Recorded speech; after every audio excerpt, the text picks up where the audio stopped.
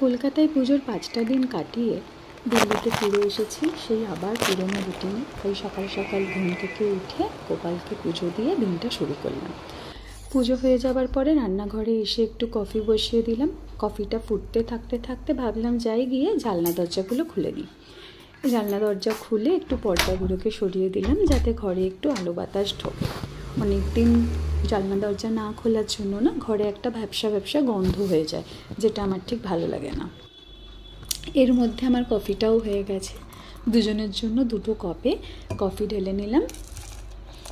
সকালবেলা উঠে না 1 কাপ দুধ চা বা দুধ কফি না হলে আমার মনটা ঠিক ভালো লাগে না। নেশা বলবো না, কিন্তু আমার ভালো লাগে। ব্যাস, অয়নকে দিয়ে এলাম আর আমার কফিটা নিয়ে আমি চলে এলাম একটু ব্যালকনিতে। ব্যালকনিটা আমার খুব পছন্দের জায়গা। সকালবেলা উঠে 5-10 মিনিট আমি ব্যালকনিতে আমার সময় কাটাই। গাছে জল দেওয়া, গাছের পরিচর্যা করা, এগুলো লেগেই থাকে। ছোট্ট ব্যালকনি, কিন্তু ছোট্ট ব্যালকনি হলেও একটু সবুজের ছোঁয়া মনটাকে আরও বেশি সতেজ করে তোলে। কি সুন্দর গাছগুলো চনমনে হয়ে গেছে। কফির কাপে 2 চুমুক দিতে দিতে চলে এলাম ব্রেকফাস্ট বানাতে। আজ তেমন কিছু বানাবো না, পুজোয় বেশ ভালো মন্দ অনেক কিছু খাওয়া হয়েছে।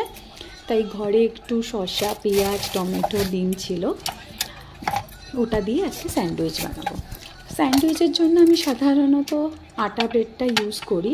ময়দাটা চেষ্টা করি একটু এড়িয়ে চলার, কিন্তু ময়দার পাউরুটি খেতে আমার খুব ভালো লাগে। পাউরুটিতে প্রথমে একটু হালকা করে বাটার লাগিয়ে নিলাম, আর একটু পিৎজা সস ছিল সেটাও লাগিয়ে নেব। নিয়ে ওর মধ্যে শসা, পেঁয়াজ, টমেটোগুলোকে নিজের ইচ্ছা মতন সাজিয়ে নিলাম, আর ডিমটাকেও স্লাইস করে কেটে পাউরুটির ভিতরে দিয়ে দিলাম।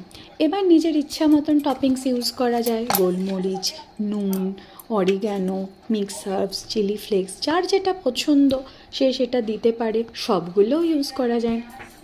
দিয়ে 2টো পিঠ ভালো করে চাপা দিয়ে একটা ফ্রাইং প্যান একটু হালকা গরম হয়ে আসলে সেখানে সেঁকে নেব। চাইলে বাটার দিয়েও উল্টে পাল্টে সেঁকে নেওয়া যায়, তাহলে খুব সুন্দর একটা ব্রাউনিশ কালার আসে। আমি আজকে আর বাটার দিয়ে সেঁকিনি, কারণ পাউরুটিতে অলরেডি বাটার মাখানোই ছিল। ফ্রাইং প্যানে একটু উল্টে পাল্টে নিলাম, ব্যাস রেডি।